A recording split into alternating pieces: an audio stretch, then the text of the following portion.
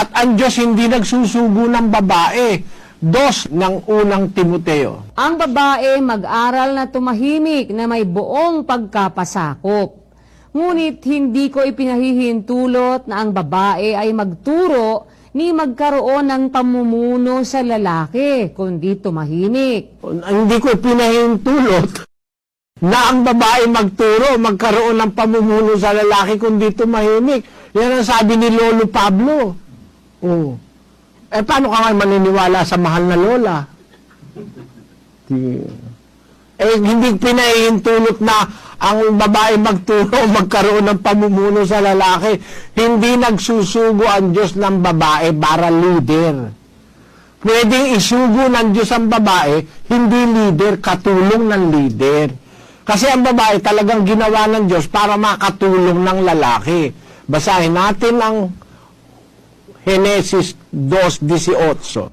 At sinabi ng Panginoong Diyos, hindi mabuti na ang lalaki ay mag-isa, siya ilalalang ko ng isang katulong niya. Ayon, sabi ng Diyos, ilalalang niya ang lalaki, si Adan, ng isang katulong niya. Kaya si Eva, nung lalangin, katulong, hindi leader ni Adan. Pagdating ng mga apostol, sabi ng mga apostol, ang babae hindi pinahintulot magturo o magkaroon ng pamumuno sa lalaki. Sabing ganun. Kaya kapatid, hindi totoo na mayroong isusugo ang Diyos na leader, babae, kagaya ni Ellen G. White sa mga Sabadista. Hindi. Kung nagsusugo man ang Diyos ng babae, ay hindi para leader, kundi katulong ng leader. Kagaya ni Miriam, ang sinugo ng Diyos na tatlo sila, si Miriam, si Moises, saka si Aaron. Ang leader si Moises, katulong lang si Miriam. Yon ang sagot ko sa iyo, kapatid. Galing po ito sa iglesia po. Totoo ba po ba, Brother Eddie, na kapag hindi ka po naging kaanib sa iglesia ay hindi ka po maliligtas sa huling paghuhukom? Hindi raw maliligtas ang nasa labas ng iglesia nila. Totoo ba yon? Basahin nga natin yung salita naman ni Pablo na apostol. Basahin natin ang sabi ni Pablo sa 5:13 ng unang Korinto.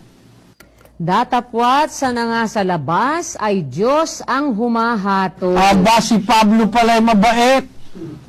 Hindi niya hinahatulan yung nasa labas. Sabi ni Pablo, sa labas, Diyos ang humahatol doon. Ayaw niyang pakialaman yung tagalabas. Basahin natin yung Santiago 4:12. Iisa ang tagapagbigay ng kautusan at hukom. Sa makapitbagay ang makapagliligtas at makapagwawasak. Datapwat sino ka na humahatol sa iyong kapwa? Ano kay ka humahatol sa iyong kapwa? Sabi ng apostol na si Santiago. Sino ka humahatol? Iisa lang ang hukom. Iisa lang ang tagapagbigay ng kautusan. Sino ka na humahatol sa kapwa mo? Ba't hinahatulan niyo yung nasa labas? Tanungin nga natin si Kristo. Panginoon, meron po bang maliligtas na nasa labas? Pasagutin natin si Kristo sa Juan 10:16. At mayroon akong ibang mga tupa na hindi sa kulungang ito. Sila'y kailangan din namang dalhin ko. At kanilang diring... Meron palang pag-asa sa labas eh. Sabi ni Kristo, meron din akong ibang tupa wala sa kulungang ito. Kailangan ko rin silang dalhin. Dadalhin din pala ni Kristo yun eh. Paano mo sasabihin wala ng kaligtasan sa labas? Malay mo, yung nasa labas, hindi nakapakinig. Wala pang Biblia nun, wala pang telebisyon, wala pang radyo. Namatay na yung mga tao na yun, nasa labas ng iglesia. Wala silang narinig na aral, wala na ba silang tiyan sa langit? Hindi naman nila kasalanan yun, wala silang narinig dahil wala pang Biblia, wala pang telebisyon, wala pang radyo. Ang Biblia naman, kailan lang naging available sa lahat ng tao. Nung araw kasi, ang Biblia ay sinusulat kamay lang. Bago ka makatapos ng isang kopya ng Biblia, bibilang ka ng taon. Kaya hindi masyadong marami ang Biblia noon. Kukunti pa lang ang nakakaalam ng Biblia. Kung paano yung mga taong hindi nag-aral noon, na walang pinag-aralan, di marunong magbasa. Dito lang sa atin, sa panahon ng Kastila, maraming Pilipino di marunong magbasa eh.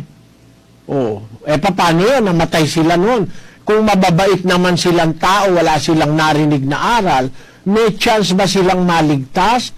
Basahin natin ang Roma 2:13. Sapagkat hindi ang mga tagapakinig ng kautusan ang siyang mga ganap sa harapan ng Diyos, kundi ang nangagsisitalima sa kautusan ay aariing mga ganap.